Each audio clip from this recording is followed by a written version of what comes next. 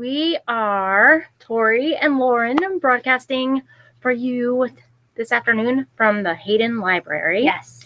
And we will be talking about The Maze Runner, James Dashner's Maze Runner, Book 1, chapters 15 through 29 today. Yeah, I love The Maze Runner. I've read all of the books. The entire series is just awesome. But I promise I won't give any spoilers. I'll just talk about what you guys have also read. And you've also seen the movie, right? Yes, and I've seen the movie. And yes, I will be excited for you all to see the movie when you're done reading the book.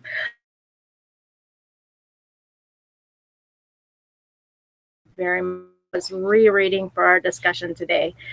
And I am enjoying it, but I have some reservations, and we'll get there as we work through our discussion today.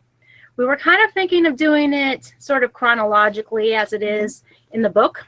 So we would probably start around chapter 15, where we started off this time, which was just after Ben got kind of tossed out into the maze. He was vanished. Thomas is kind of reeling still. Yeah, kind of figuring out what just happened. And did we talk about that at all, of whether we agreed if Ben should have been tossed out like that? Thomas wasn't too sure about it. Yeah, I don't know. I mean, I feel like it is kind of harsh, but at the same time, having someone like that just roaming around isn't very good either. So I guess a happy medium would have been locking him up. He was definitely unstable. Yeah, very unstable. So let's see. Oh, okay. Well, we find out that Ben had been out in the maze overnight, and then when the gates opened up in the morning, there was nothing there but the collar. And we find out that the grievers leave out the collar at least all 3 times that they had seen it before. Yeah, every time. That's kind of weird. So what do you think about that?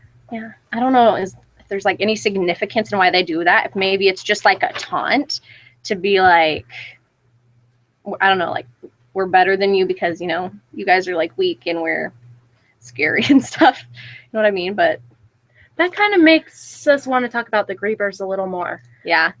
How are the grievers described in the book? Once they go out in the maze, the second main time they go out in the maze in the book, they definitely do a really great job of describing it with all 5 senses. They've got, I don't know, they look all weird and slimy and sometimes spiky. Yeah, but they're also metal. Yeah. And they also, they smell sort of or something? Is that what they said? Yeah, they smell. I don't know, it was like rotten flesh was one of the And they definitely sounded metallic. Yes. With the creepy clicking noises and So even with all that description, I still can't really picture it. No, I totally picture it. It's like a metallic spider almost with just like this big hunk of stuff. Super scary. Super scary. Super scary. Okay. I mean, if I was actually in the maze, I would be freaked out, but I can't picture it without having seen it, I don't think. So the grievers leave behind the collars. Do you think that the grievers did that consciously? Like, do you think, like you said, do you think they were taunting, or do you think they have feelings? Do you think they can make their own decisions? Can they think for themselves? I definitely think they can think for themselves, but I also feel like there's someone pulling the strings and like why they do what they do and the fact that they're even there. I think I agree. They don't seem to, they seem sort of like they roll around and they can't really stop right away. Yeah. And they don't have really great reflexes, obviously, because later on we find out that they can't even stop in time. Yeah, to like not fall off the cliff. So we are going to shoot that one question out there to everybody if you want to talk about it later, of whether you think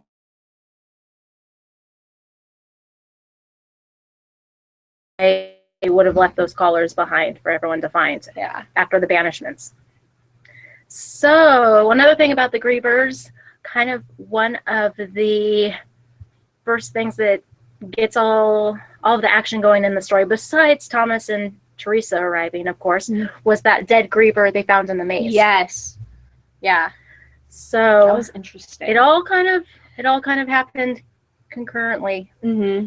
And then that gets everybody moving out toward the maze overnight, which was another big action plot point. Yeah. So let's talk about that. Okay. So the dead Griever, like, be a trick to like lure people out. Like it was playing dead, kind of like how they spoke in the book. I guess so.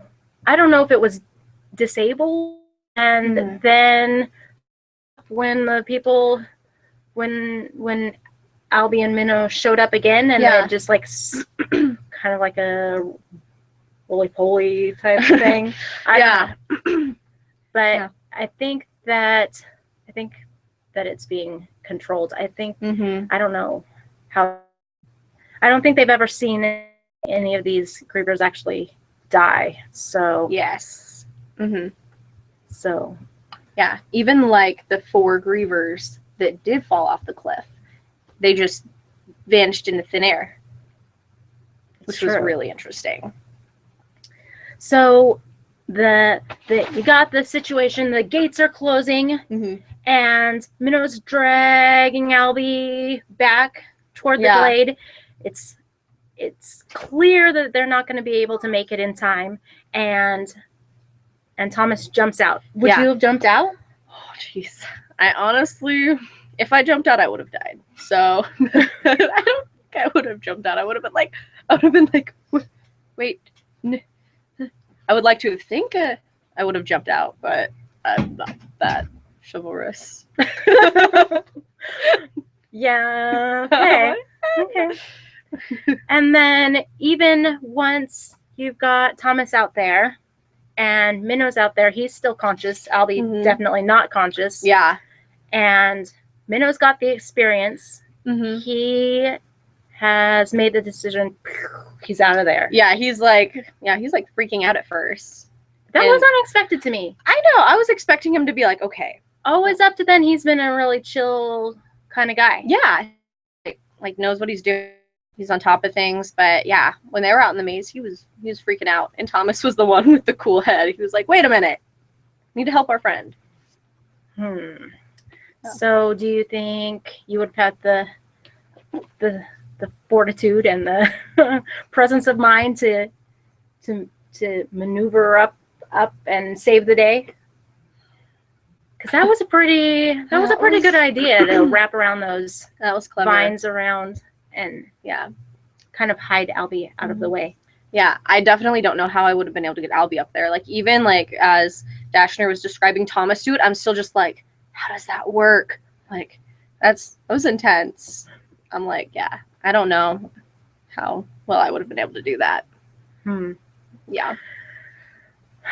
Well, Thomas is able to escape from that first Griever kind of by leading him and misleading him and then jumping out of the way. Yeah. Yeah, he kind of tricks him. And then they decide that is going to be that gives Minnow the idea of how to do it later. Yes. And that's kind of a game changer. Oh, yeah, definitely. So, what do you think happened to the 4 Grievers? They watch them.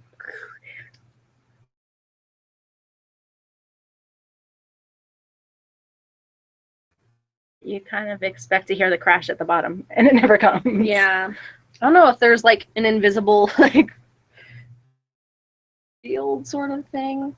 Like only like specifically for the Grievers so that they would fall back into their lair. Some rocks, the rocks just fell. So like it has to be something connected specifically to that they didn't just plummet to their deaths. What do you think?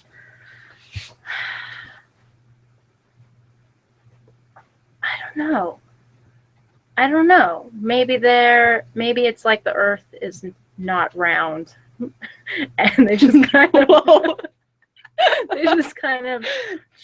and then off into infinity. I don't know. That's intense. That's intense. Yeah. Okay. Well, it looks like a few people have joined us, which is pretty exciting. Let's see. Let's continue on, though, because we're out in the maze. And then when they come back, all of a sudden, Thomas is maybe a hero, maybe like the ultimate rebel. Yeah. And people aren't quite sure what to make of him, but he's definitely getting attention. Oh, yeah. And lots of he attention. isn't necessarily happy about it. Nope. Why do you think he's embarrassed? Well, all the crazy stuff started happening when he arrived. So even though he has like no clue why it's all happening, as we were reading, like he feels responsible for some of it, even though he knows he shouldn't. And so I think more attention is just like stressing him out. I just tried to do the right thing. Mm-hmm. But he's definitely broken a rule. Yes. And he has. that means he has to face the gathering of keepers. Mm-hmm. And at the gathering, it's almost 50-50 of keepers that think he should be punished and ones that think he should be celebrated. Mm-hmm. Yeah. Did you expect it to be that even? I would say so. I mean, I actually probably expected more people to lean on the side of, good for him, because like even though he did break a rule, like he wasn't like doing it to defy them. He was doing it for honorable reasons. Mm-hmm. I don't know. I almost lean the other way, because their whole existence for the last 2 years has been following rules and not stirring the pot, really. Yeah, and very so true. Very true. I would sort of resent someone showing up and all of a sudden rocking the boat, Yeah, that makes sense. Yeah, I think there was like one guy that was like, was it Fry Pan? That was like in between. He was like, I thought what he did was great, but like you were saying, we can't let this go. So he was like, lock him up for like, I think it was like 2 days. And I was like, that's. I think some of them were pretty reasonable. Mm-hmm. And especially Newt. I kind of thought Newt was a good leader in this situation. Yeah, he was willing to hear everybody's take on the situation. Yes. And he was not going to unilaterally make any decisions. Yeah. So I think that's a sign of a good leader. That's a very good leader, yeah. And he wasn't really hot-headed. It seemed kind of like Albie had a very, I don't know, sometimes he seemed kind of dictator-y. Yeah, my way or the highway. Not that that's a word. But it is now. Yeah. So, and then even Thomas was able to see both sides. Mm-hmm. Yeah, definitely. It says in the book at one point that he's thinking to himself, well, I did break the rule. Right. I'm not sure I can get away with that. Yeah. So I can see where they're coming from. Yeah, which is very good. And they do decide that the punishment should be that he'll be in prison for like a day, right? Just 1 day, yeah. But Minnow at the end comes to Thomas's defense and says, make him keeper of the runners. Which is, he has no experience. Like, it's intense. I was like, whoa, dude. Whoa. That was crazy. And So do you think he had that in mind all along, that he was going to go to one extreme and then they'll meet somewhere in the middle? I don't know. He might have, because everybody knows that. Even Thomas, who's wanting to be a runner, he was like, wait a minute. So, I mean, yeah, I would imagine that he was, aiming high, planning on landing low. That is pretty smart. That was really smart. Yeah, really clever. Well, let's see. We're going to put up that question, I think, of how you would have voted if you were in that keeper gathering, and see what people think about that. And then let's see. Ooh, yeah. At that gathering, Galley sure causes a problem. He raises a ruckus. And then we're left wondering, wow. What the heck? Wow. Holy cow. What is the history? Yeah, seriously, like. And we don't know yet. No. So we can't really answer that. But it's like, what's his issue? But as Scott there, Galley's been railing against him. Yeah. But then at the ceremony, Minnow kind of reacts against Galley and says, "What is your problem, Galley?" Yeah. Which seemed a little out of character. Yeah, he was kind of went crazy there. Yeah. Yeah, it was interesting. Definitely. It's like, I know it's like pretty extreme. Yeah, it's like Galley, obviously, like nobody likes Galley, but then Minnow like went woo, way to the other end. It was like, whoa. But yeah. Oh, let's see. We did get a couple of answers here. Yay! It's kind of like checking your email constantly while you're supposed to be writing a paper or something. So we asked, do you think the Grievers are robots or fleshy creatures? How would you describe them? And Zach says they're fleshy and sort of hairy and a little bit sluggy. Yeah. That sounds about right. Yep. And Megan says cyborg spiders. The spiders are creepy. Ugh. Okay. Well, we'll check back here, see if anyone has any good insights. Oh, here we go. Ooh, how were Minnow and Thomas's choices of action in the maze different, and were you surprised about either one? Brooke says, Minnow's a scaredy cat. Yeah, agreed. He was kind of freaking out. Yeah. Okay. Let's move on. After the gathering, a lot of other stuff happens when they go back to the homestead. Oh, yeah. Yeah, lots of stuff. And we find out that Albie's been working on the changing since he made it through the maze that night. Yeah. And now he's He's been given the serum. What do we think about the serum? I don't know. I have this thing. It's like everyone that's never had the serum has died, but that's because they never actually found the people. So is the serum good or is it bad? Like, are they actually supposed to take the serum to help heal them, or was it just put there to kind of confuse them? Or nothing that great has come of the serum. That sounds the changing process sounds horrific. Yeah. And they don't look that great after the process. Yeah, no. No, not at all. But we know that it has come from the creators. The creators, yeah. And we know that people haven't died. Haven't died after taking the serum. But they do get a couple memories back. Yes. I wonder why the creators would give a couple memories back. Yeah. It's interesting. It's especially because it's like, why would they give the memories back? But then when we see one thing that, like when Albie's like sharing some of his memories with Thomas, something crazy happens. You want to talk about that? Yes, I do. I really do. Okay, go for it. No, okay. But so when Albie's going, like when he's sharing these things with Thomas, he shares all these things and we're like, what the heck is this? I have no clue what this is. But then as Albie is trying to share a little more with Thomas, he starts choking himself. But we realize later that he's not actually choking himself. He's telling Newt, he's like, it wasn't me. I wasn't doing it.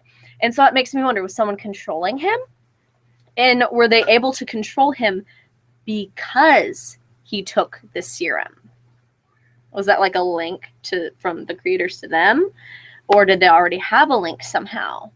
Seems worse once they've gotten the serum. Oh, way worse. Way worse, yeah. Shelby's chimed in. She's that the serum is horrible and it's a hoax. Yeah, I would agree.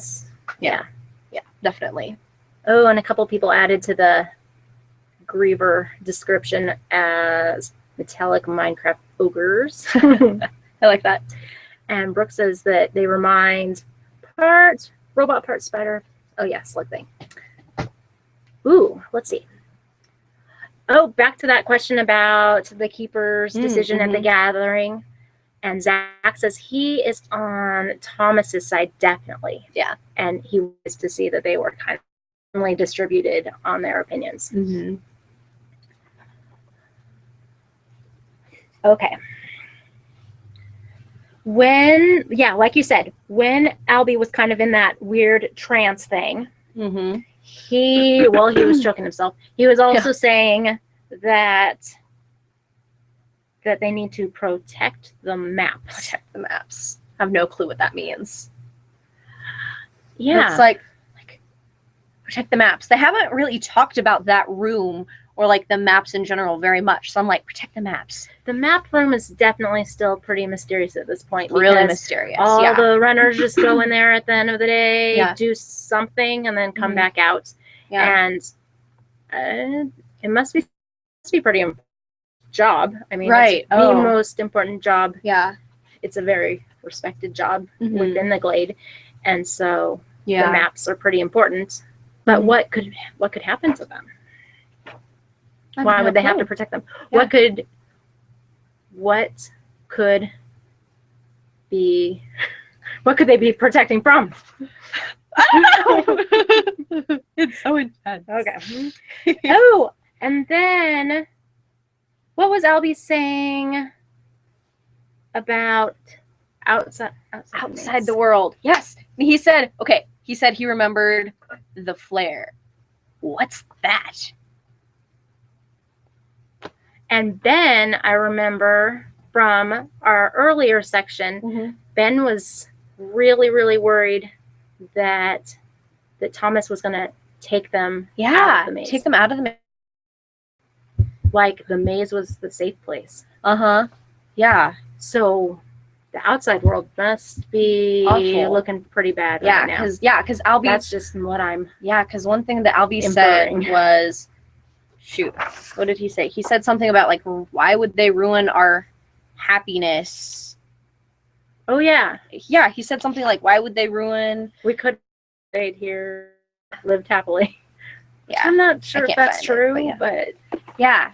Doesn't seem like too happy of a place. If there's happy... Especially if there's only boys. It's not that happy of a boys.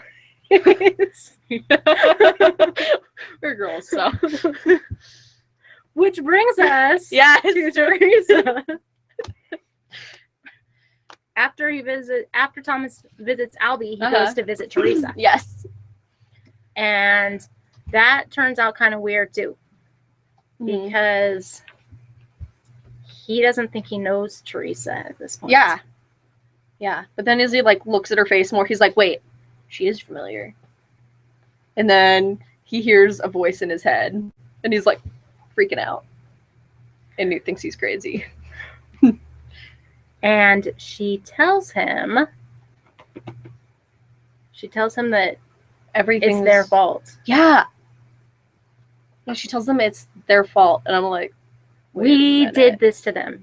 Yeah, which is really, really weird. Really weird. And Dashner has waited until halfway through the book to even bring to let Teresa communicate at all. I know. I don't know. Do you have any thoughts about why he waited so long? I don't know, for effect. I don't know. Like when I was reading, it was like I almost forgot about her, and then I was like, oh, here's Teresa again. I was like, oh wait, yeah, she's the thing. What is she? Like her purpose. And so I mean, I get that. There was a lot of stuff they had to set up to get them to this point, but I wonder how long it's going to take before she actually gets to talk. Yeah. Before she can communicate with some other people. Yeah, I know. How do you think she is communicating with Thomas? Telepathy. Telepathy. I don't know if they have a little psychic connection Connection? Like a chemical connection, Oh, like the creators have. Ooh, or interesting. Maybe they just know each other really, really well, and so they can read each other's minds. Yeah. I don't know. That's crazy. Let's check back and see if we have any new answers. Brooke does say, I wish that they would write more about why Gally hates Thomas so much. Yeah. We do need to know more about Gally. It's kind of a mystery. It's really interesting. Yeah. Anything else new up here?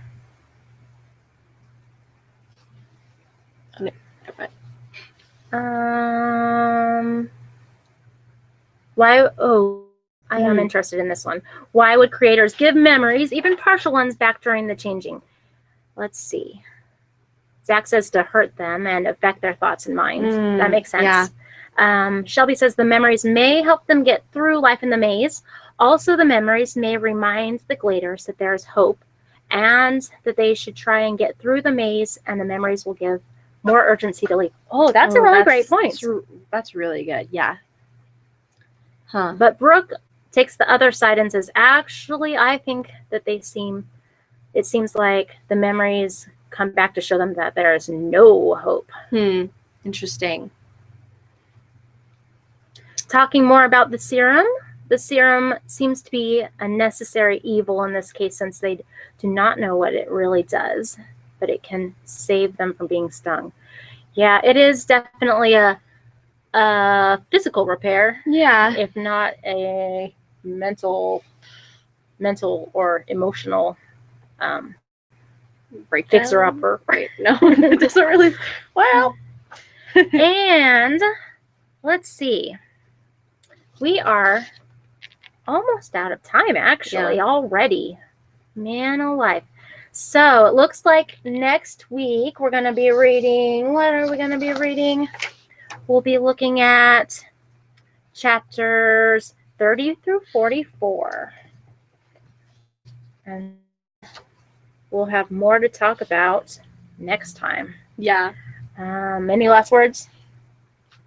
No, I'm excited for y'all to finish it. I can't wait for y'all to finish. Tori convinced me that I need to read book 2, so good. I did get library catalog, and I got myself on hold for book 2, which you guys are probably going to want to do too, because there's already a line. Yeah, seriously though. Yeah, it's so good. You can't just read the first one. You can't. No. Well, thanks for checking in. Goodbye. Good afternoon from the Hayden Library. Bye. See you around.